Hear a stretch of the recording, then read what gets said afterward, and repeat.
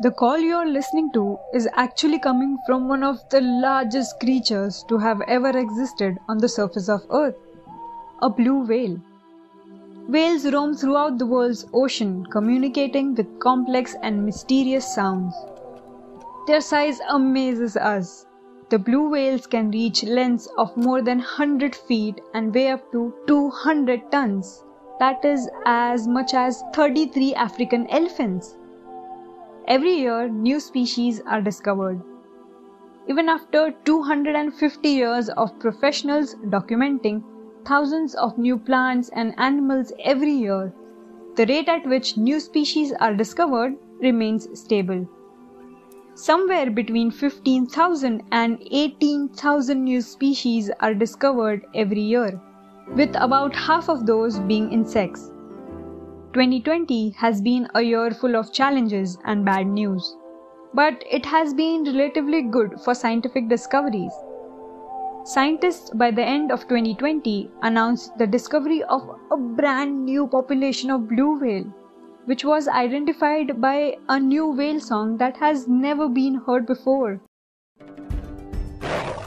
In this podcast, we will be discussing the discovery of the rarest new mammal species, how whales are important for the environment, and how can we save them.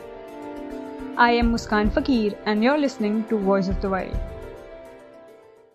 Communication underwater is very difficult as light and odors don't travel well. So it's hard for animals to see or smell. But sound moves about 4 times faster in water than it does in air. Marine mammals that live deep in water with limited amounts of light and odor often rely on vocalization to communicate. Whales make a number of different sounds. They can be high and they can be low. Whales are divided typically into 2 groups. Toothed whales have teeth and baleen whales possess hair-like balleens instead of teeth to trap their prey. The lower frequency calls are mostly made by baleen whales, allowing them to communicate over large distances into the ocean. For example, the humpback whale has a number of different sounds they make. One of them is the creaking door, which goes,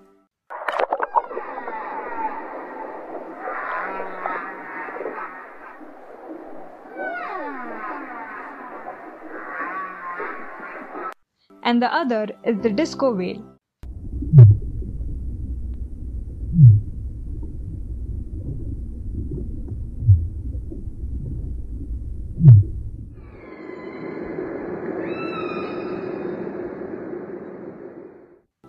And the blue whale sounds like the one you're listening to in the background. And then there are high-frequency communicators such as sperm whale, killer whales, and even dolphins, which sound a little like this.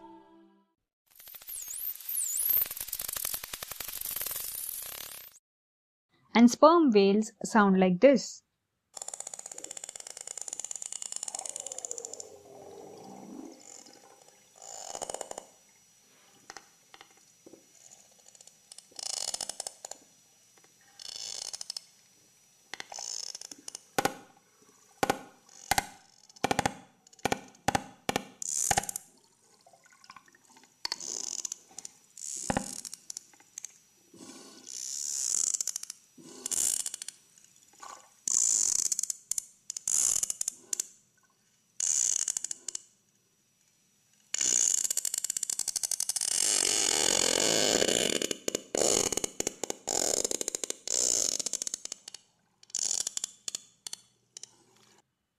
If the singers are male, they sing mostly during mating seasons to attract females or mark their territory. Whales return to the same mating and breeding grounds annually, and each population has a different sound which evolved over time. Toothed whales use echolocation, that is, sending out wave signals into the water, which when hits an object are reflected back to help them locate food in the dark. Now, since whales live so deep underwater, and it is certainly not possible to obtain genetic samples, right? Then how did marine biologists come to the conclusion that they have discovered a totally new species? The answer is underwater microphones, or as they call it, hydrophones. They are used to record various sounds underwater. They help track species when genetic samples and sightings are rare. Based on their songs, scientists have successfully differentiated 8 families of whales. But the new finding of a unique song that has never been heard before has helped them deduce that this is likely to be a new species or subspecies of blue whale in the Indian Ocean. But why are these marine giants so important to our ecosystem? Whales play a very important role in the environment. Half of the oxygen produced on Earth comes from the ocean. The majority of this production is from phytoplanktons, which include drifted plants, algae, and some bacteria that can photosynthesize. Interestingly, rainforests are responsible for roughly 1/3, that is 28% of Earth's oxygen, whereas 70% of the oxygen in the atmosphere is produced by these floating rainforests of the ocean. That's a huge amount, right? They absorb thousands of tons of human-generated CO2 each year, helping us to fight climate change. Cool, isn't it? But did you know that the only nourishment these marine plants get is from whale poop? Despite living in deep waters, whales come on the surface to breathe air. They are also known to come to the surface for defecation. Nutrients from their feces act as fertilizers for the phytoplanktons living on the surface. Phytoplanktons, being on the base of the food pyramid, is food to many marine organisms and fishes. Whales also stabilizes the aquatic food chain by consuming up to 4 million tons of krills per day, and so the cycle goes on. This process is called a whale pump. Like every other animal, they also contribute to the balance of marine ecosystem by occupying a role. Even when they die, something called a whale fall takes place when their bodies sink to the seabed, taking up vast amount of carbon with them and providing food and shelter to other marine organisms. Other than this, scientific studies of the cetacean species, that's whales and dolphins, have led to a lot of discoveries and advancements regarding echolocation, aquatic environments, marine biology, and marine mammal intelligence and other important oceanic topics. Also, whale watching and various other spectating activities have brought in millions of dollars, helping stimulate economical growth in various cities, states, and countries. But these marine mammals were not so protected earlier as they are today. During the 70s and 80s, which also goes as the whaling era in history, was when many whales were slaughtered for oil, soap, and one of the most famous clothing materials of those times, corset. This caused such a drastic decline in their population that they became endangered, and environmental changes affected Earth's ecosystem from increased CO2 level to global warming.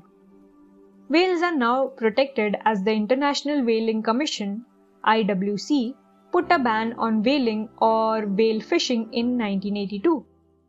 Still, few countries like Japan and Iceland continue with the illegal practices of poaching whales to obtain their parts.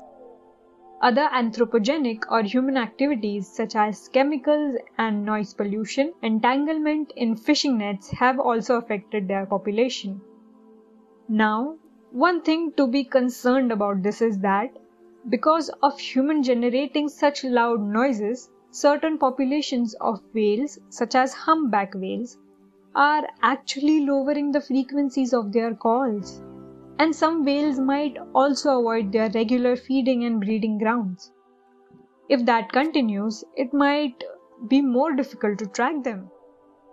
Without the existence of whale species, the entire world's ecosystem would see a huge negative shift, and everyone and everything will be affected from this change. So the only way to save them other than the whaling ban might be actually limiting human activities along migratory routes and other critical habitats and reducing noise pollution and, of course, water pollution throughout the ocean would ensure their survival. As you can see, whales play an extremely important role in our ecosystem by maintaining a stable food chain and feeding other marine mammals that help provide a cleaner atmosphere as well as help growing economies through tourism and increase their awareness. We have only discovered 5% of the world's ocean, and this new discovery has only made me realize that there's a lot more to be discovered. If whales keep singing and we keep listening, who knows, maybe one day we will understand what they are saying like Dory from Finding Nemo did. I hope all of you enjoyed this podcast. We will keep posting such content every week. Please like, share and subscribe or follow us to stay updated. Also, please support us on Patreon to show appreciation towards our young team that creates and provides such informative content. Link is mentioned below in description. Thank you and see you next time.